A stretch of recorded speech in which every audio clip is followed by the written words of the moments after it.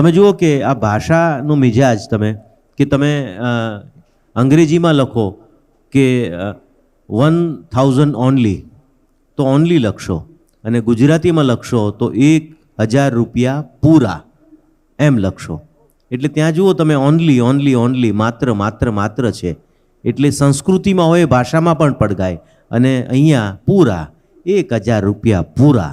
માણ્યું તેની મહેફિલ, માણ્યું તેનું સુખ આ પ્રજાના લોહીમાં વહે છે, એ મિજાજમાં વહે છે.